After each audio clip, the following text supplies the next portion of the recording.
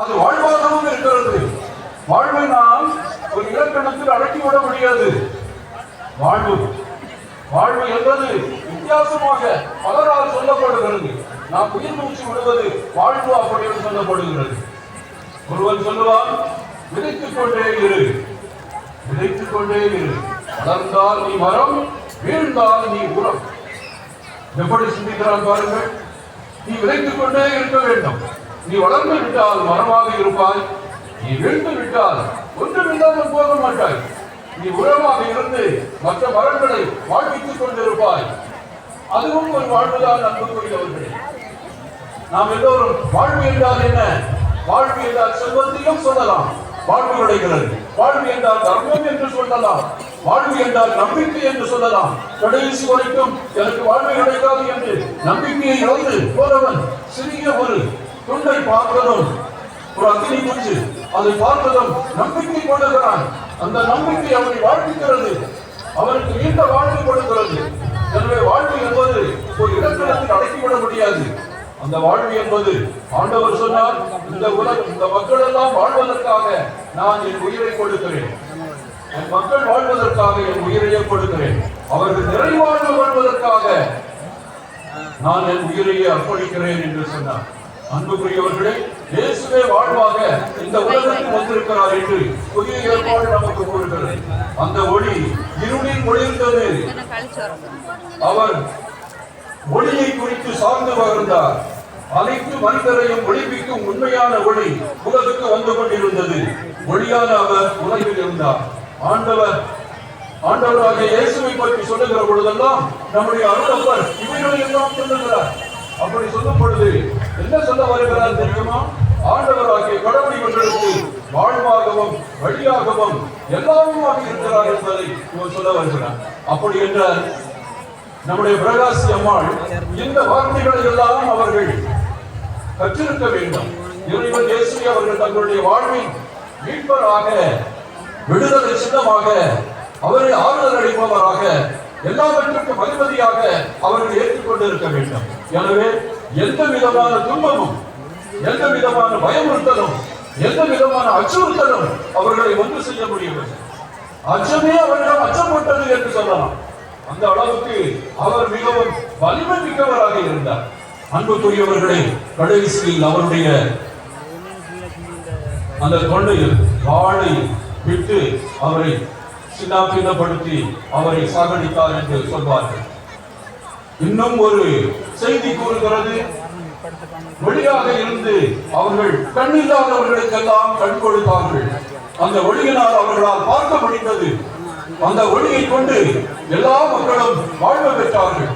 கண்ணில்லாதவர்கள், பார்வை இல்லாதவர்கள், இந்த உலகத்துல நல்லவற்றை பார்த்து சந்தோஷப்பட முடியாமல், அம்மாவை பார்க்க முடியாத குழந்தைகள், அப்பாவை பார்க்க முடியாத குழந்தைகள், சகோதரர்களை பார்க்க முடியாத குழந்தைகள், அவங்களெல்லாம் தொட்டு தொட்டு தான் புரிந்து கொள்வார்கள். இது அம்மா, இது அப்பா. அப்படிப்பட்டவர்களுக்கெல்லாம் அந்த ஒளியை கொடுத்தார், அந்த கண் பார்வையை கொடுத்தார். இந்த உலகமே அவர்கள் பெற்றதாக இருக்கும். அன்புக்குரியவர்கள், ஆண்டவர் இயேசு, ஆண்டவரே நீ விரும்பினால் என்னை குணமாக்க உம்மால் முடியும் என்று சொன்னவுடன் அவருடைய கண்ணை ஆண்டவர் தொடர்கிறார். அவன் பார்வை வருகிறான். அவன் மிகுந்த மகிழ்ச்சி அடைகிறான். இந்த பார்வை எற்றவர்களை எல்லாம் பார்க்கின்ற பொழுது நாம் எல்லாரும் என்ன செய்கிறோம் அன்புக்குரியவர்களே? அவர்களை வெறுத்து தடுக்கிறோம், அவர்களை இரண்டாம் தரமானவர்களாக நினைக்கிறோம், அவர்கள் ஊனமுற்றவர்கள் என்ற அந்த பகுதிக்கு அவர்களை தள்ளிவிடுகிறோம். ஆண்டவர் எரிகோ நகருக்கு போய் கொண்டிருக்கும் பொழுது அப்படி ஒரு நிகழ்ச்சி நடந்தது. ஆண்டவரே, தாவீதின் மகனே, என் மேலும் இரக்கமாயிரும் என்று ஒரு கண்பார்வையற்றவன் கத்துகிறான். அவனுக்கு தெரியவில்லை, கூட்டம் இருக்கிறது, சத்தம் எழுகிறது, என்ன நடக்கிறது என்று அவனுக்கு தெரியும். லூக்கா நற்செய்தியாளர் இது நமக்கு தெளிவாக சொல்லுவார். அப்போ அங்க உள்ளவங்க எல்லாம் சொல்றாங்க, இயேசு அந்த வழியே போகிறார், இயேசுவா போகிறார். அவனுக்கு எப்படி தெரியவில்லை. இயேசுவே, தாவீதின் மகனே, என் பேரும் இரக்கமாயிரும், என்னை காப்பாற்றும், எனக்கு குணமளியும் என்று கத்துகிறார். இயேசுவோடு சென்றவர்கள் என்ன செய்தார்கள் தெரியுமா? கண் தெரியாத கமோதி, பார்வையற்றவனே, ஆண்டவரை தொந்தரவு செய்யாது, குரலை எழுப்பி ஆண்டவருக்கு தொந்தரவு செய்யாதே, அவரை மௌனமாக போய்விடு, எதுவும் கத்தாதே அப்படி என்று சொல்லி எல்லாருமே சொல்றாங்க. அவங்க எல்லாம் யாரு தெரியுமா? ஆண்டவர் இயேசுவோடு போனவர்கள், ஆண்டவர் இயேசுவை பின்பற்றியவர்கள், ஆண்டவருடைய குணநலங்களையும் அதிசயங்களையும் எல்லா விழுமியங்களையும் ஏற்று வாழ துடித்தவர்கள். அவர்கள் இயேசுவோடு போகும் பொழுது அந்த ஏழை மனிதனை பார்த்து கத்தாதே என்று சொல்லுகிறார்கள். அவனுக்கு விரோதியாக மாறிவிட்டார்கள். அன்புக்குரியவர்களே, நாம் எல்லோரும் ஏழைகளை எப்படி நடத்துகின்றோம் என்பதை நினைத்து பாருங்கள். அங்கே தண்ணீர் யாக்கோபு அழகாக சொல்லுவார், காலுக்கு அடியில உட்காரு, நீ ஏழை, நான் கொடுக்கிறத நீ வாங்கி சாப்பிட்டு போயிட்டே இரு, மதிப்பு இல்லை, மாண்பு இல்லை. ஒரு மனிதனாக நாம் நடக்காமல் அவரை விட்டுவிடுகிறோம். அப்பொழுதுதான் இயேசு அவருடைய குரல் கேட்கிறது, அதிலே நின்று விட்டார், அந்த கூட்டமும் நின்று விட்டது. இயேசு அவரை திரும்பி பார்த்து என்ன சொல்லுகிறார் தெரியுமா? அவரை என்னிடம் அழைத்து வாருங்கள் என்று சொல்லுகிறார். கூட்டம் சம்பித்து விட்டது. என்ன பார்வையற்றவனை நாம் தள்ளி வைத்திருந்தோமே, இப்பொழுது இவர் அருகில் அழைக்கிறாரே, அவங்களால நம்ப முடியவில்லை. முன்னை விட வேகமாக இவர்கள் தான் வரமாறி விட்டார்கள். இயேசுவினுடைய அந்த விழுமியமும் அவருடைய செயல்பாடும் அவருடைய அணுகுமுறையும் அவர் அந்த மனிதன் மீது காட்டிய கருணையும் இவர்களின் ஒரு பெரிய புரட்சியை ஏற்படுத்தி விட்டது.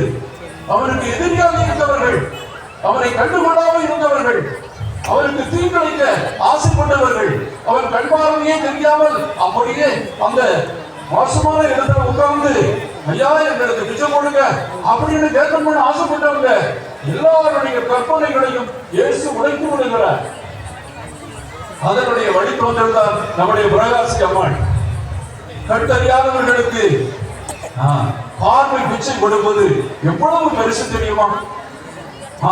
இந்த மனிதர்கள் எல்லாரும் ஒரு மனமாற்றத்தை ஏற்படுத்தி அவர்கள் அந்த மனிதனை அழைத்து வருகிறார்கள். அழைத்து வந்தவுடன் தான் அவன் சொல்லுவான், ஐயா நான் பார்வை பெற வேண்டும். ஆண்டவர் அவனுக்கு பார்வை கொடுக்கிறார். அவன் மிகுந்த சந்தோஷப்படுகிறார். எல்லோருமே ஆச்சரியப்படுகிறார்கள். அன்புக்குரியவர்களே, நம்முடைய மனம், நம்முடைய அணுகுமுறை, நம்முடைய இதயம் எப்படி ஏழை மக்களிடம் எதிரியாக இருக்கிறது. அவர்களை ஒருவரை நமக்கு கீழே உள்ளவர்களாக பார்க்கிறோம், அவர்களை மட்டம் தட்டுகிறோம், அடிமட்டத்தில் உள்ளவர்களை நினைக்கிறோம். ஆண்டவர் என்ன சொல்லுகிறார்? நாம் எல்லோரும் நல்லவர்களாக இருக்க வேண்டும். இன்னைக்குதான் பார்த்துட்டு வந்த ஒரு வாட்ஸ்அப் மெசேஜ், அதுல ஒருவர் சொல்லுகிறார், மேட்டை வெட்டி பள்ளத்தில் போட்டால்தான் சமநிலை ஏற்படும், குடியை வெட்டி மேட்டில் போட்டால் குடிதான் அகலமாகும். அப்ப ஏழைகள் அகலமாகி கொண்டுதான் இருப்பார்கள், ஏழைகளை எவரும் கவனிக்க மாட்டார்கள். அப்படி என்றால் மேட்டுக்குடியை பணம் வைத்திருப்பவர்கள், சிந்தனை உடையவர்கள், அறிவுடையவர்கள் எல்லோரும் ஏழை எளியவருக்கு, குடியில் இருக்கிறவர்களுக்கு தங்களையே அர்ப்பணித்து அவர்களையும் சமமாக மாற்ற வேண்டும். அதுதான் முக்கியம். அப்போ பிரகாசி அம்மாளுடைய அந்த வாழ்வை பாருங்கள். இயேசுவை போல அவர்களும் ஒளிர் விட்டு சுடர் விட ஆரம்பிக்கிறார்கள். அதுதான் அவர்களுடைய வாழ்வாக இருக்கிறது. மத்தேயு அருமையாக சொல்லுவார், 6ஆம் அதிகாரம் 22வது வசனம், கண்தான் உடலுக்கு விளக்கு, கண் நலமாக இருந்தால் உங்கள் உடல் முழுவதும் ஒளி பெற்றிருக்கும். கண்தான் உங்கள் உடலுக்கு விளக்கு, கண் நலமாக இருந்தால் உங்கள் உடல் ஒளி பெற்றிருக்கும். அது கெட்டு போனால் உங்கள் உடல் முழுவதும் இருளாக இருக்கும். இது கூட அடையாள விதமாக ஆண்டவர் சொல்லுகிறார். உன்னுடைய மனசு, உன்னுடைய சிந்தனை, உன்னுடைய எண்ணங்கள் எல்லாம் தூய்மையாக இருந்தால் நீ மற்றவர்களை எல்லாம் தூயவர்களாக பார்ப்பாய். உன்னுடைய எண்ணங்களில் கரை கொண்டு விட்டால், உன்னுடைய எண்ணங்கள் சிதைத்து விட்டால், நீ வேறுபாடாக சிந்திக்க ஆரம்பித்தால், அன்புக்குரியவர்களே, நல்லவர்களும் கெட்டவர்களாகத்தான் இருப்பார்கள். ஏனென்றால் உன்னிலே ஒளி இல்லை, உன்னிலே பார்வை இல்லை, உன்னிலே ஆண்டவருடைய இதயம் இல்லை. மீட்பளிக்க வேண்டும் என்ற அந்த வேட்கை ஆண்டவருக்கு இருக்கிறதல்லவா, அந்த வேட்கை உன்னிடம் இல்லை. நீ எல்லோரையும் அடிமைப்படுத்தி அவர்களை புறந்தள்ளி அவர்களை வேற்றி வந்தார்கள் என்று சொல்லி அப்படி நிர்ணயிப்பதுதான் உன்னுடைய எண்ணமாக இருக்கிறது. அப்படி என்றால் ஆண்டவர் இன்றைக்கு சொல்வது என்ன? உன் கண்கள் தான் உடலுக்கு விளக்கு. கண் நலமாக இருந்தால் உன் உடலும் நலமாக இருக்கும். நம்முடைய சிந்தனைகள் எல்லாரும் நலமாக இருந்தால் எல்லாரையும் நாம் மதிப்போம், எல்லாருக்கும் நாம் நன்மை செய்வோம். ஏழை எளியவர்கள் என்று யாருமே இருக்க மாட்டார்கள். நாம் மேட்டுக்குடியில் இருப்பவர்கள் என்று சொல்லி மேட்டுமே இருந்து கொண்டால் பள்ளம் ஆழமாக போய்கொண்டிருக்கும். நாம் கொஞ்சம் அவர்களுக்கு கருணை காட்டி அவர்களை தூக்கிவிடும் பொழுதுதான் சமநிலை ஏற்படும். சமநிலையை நோக்கிதான் இந்த உலகம் நடந்து கொண்டிருக்கிறது. இயேசு அதற்காகத்தான் இந்த உலகத்தில் வந்தார். எனவே அன்புக்குரியவர்களே, நம்முடைய வாழ்வில் நாம் எப்படி இருக்கிறோம் என்பதை சிந்தித்து பார்க்க வேண்டும். இந்த அன்னை எல்லாருக்கும் ஒளி கொடுத்தார்கள், ஒளியாக இருந்தார்கள். இந்த ஒளிதான் பழைய ஏற்பாட்டில் சொல்லப்பட்டிருப்பது போல ஒளி ஆண்டவர் எனக்கு மீட்பாக இருக்கிறார். இந்த ஒளியானது மீட்பென்று அறிவிக்கப்படுகிறது. ஆண்டவருடைய ஒளி நமக்கு வரும் பொழுது எந்த விதமான பாவமும் எந்த விதமான தீமையும் நம்மை ஆட்கொள்ள முடியாது. ஆண்டவர் நம்மை அர்ச்சித்து விடுவார். சாவினின்று என் உயிரை மீட்டெழுகிறவர் அவரே. 56வது சங்கீதம் 11வது வசனம். சாவினின்று என் உயிரை மீட்டருளினீர். வாழ்வோரின் ஒளியில் கடவுள் முன்னிலையில் நான் நடக்கும் பொருட்டு என் அடிகள் சரிகிடாதபடி காப்பாற்றினீர். எப்படி பழைய ஏற்பாட்டில் உள்ள பக்தன் சிந்தித்து பார்த்திருக்கின்றார். கடவுளோடு இருக்கின்றவனுக்கு எந்த விதமான துக்கமும், எந்த விதமான சறுக்கலும், எந்த விதமான சஞ்சலமும் ஏற்படாது. அவன் எப்பொழுதுமே கடவுளுடைய அடியானாக இருப்பான். கடவுளுடைய பக்தன் எப்பொழுதுமே ஆண்டவரை நோக்கி சிந்தித்துக் கொண்டிருப்பான். அவன் அயலார்களையும் நேசித்து மகிழ்வான். அன்புக்குரியவர்களே, இறுதியில் ஒரு சிறிய நிகழ்ச்சியை உங்களோடு பகிர்ந்து கொண்டு என்னுடைய உரையை முடிக்க விரும்புகிறேன்.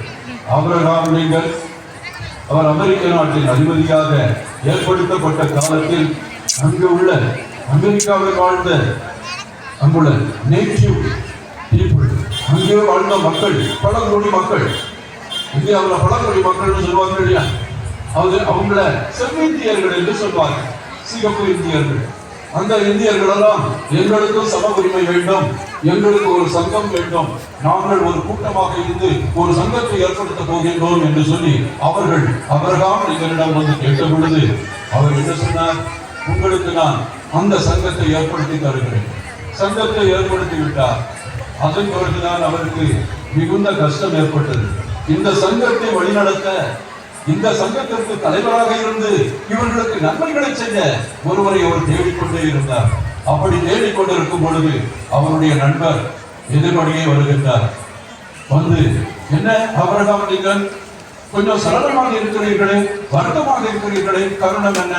செவ்விந்தியர்களுக்கு சங்கம் ஒன்றை ஏற்படுத்தி விட்டேன், அவர்களுக்கு தலைவர் ஒருவரை தேடிக்கொண்டே இருக்கிறேன். ஒரு நல்ல தலைவர், அவர்களுக்காக பாடுபடுகின்றவர், அவர்களுக்காக முயற்சி செய்து நல்லவைகளை எல்லாம் செய்த ஒருவர் இருப்பாரா என்று நான் தேடிக்கொண்டே இருக்கிறேன் என்று அவர் சொன்னார். அப்பொழுது எத்தனையோ பேர் இருக்கிறாங்க, அவங்களிருந்து ஒருவரை நீங்க போடலாமே அப்படின்னு சொல்லி இந்த மனிதர் எளிதாக சொல்லிவிட்டார். அப்படி அல்ல நாடாளுமன்ற உறுப்பினரே அப்படின்னு சொன்னார். அப்படிப்பட்டவர் நீதியுடையவராக, ஞானமுடையவராக, நேர்மை உடையவர்களாக, ஏழைகளை அன்பு செய்கிறவராக, மனிதாபிமானம் உடையவர்களாக இருக்க வேண்டும்.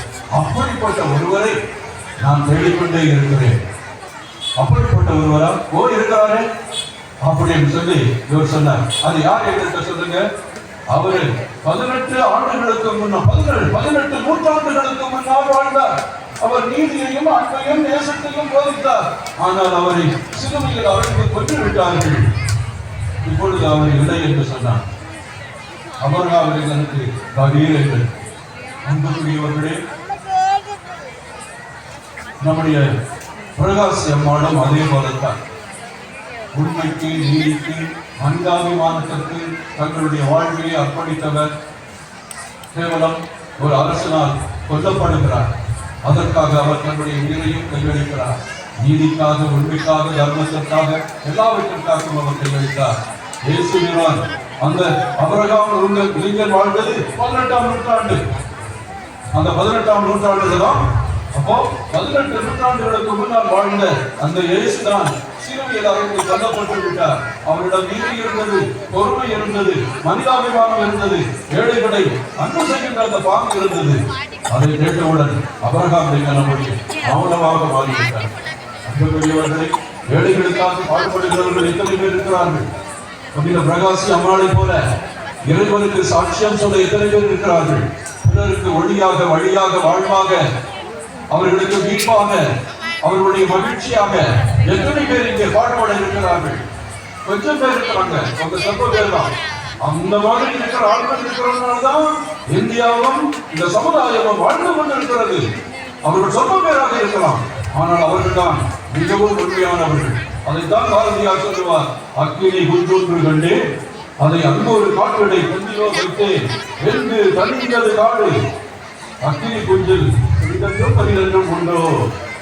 இயேசு ஏற்படுத்திய அந்த மாபெரும் புரட்சி உங்களை எல்லாம் வாழ்விக்கின்றது, இந்தியாவை வாழ்விக்கின்றது, உலக நாடுகளை வாழ்விக்கின்றது.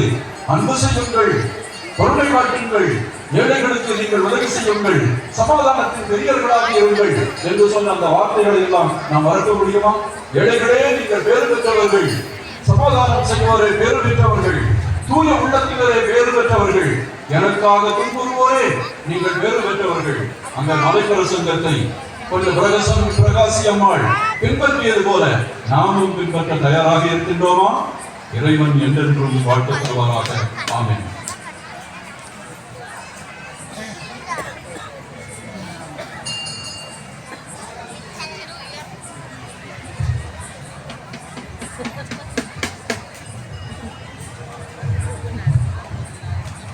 அவர் துணிவுடன் தன் இடையை வலிந்து கட்டி தன் தோள்களுக்கு வலுவூட்டினார்.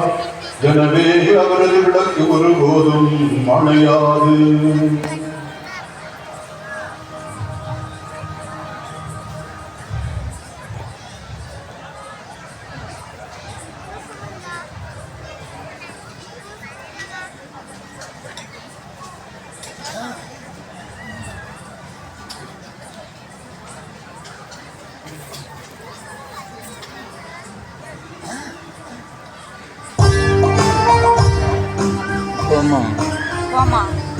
போதுமான்னு கேட்டேன்.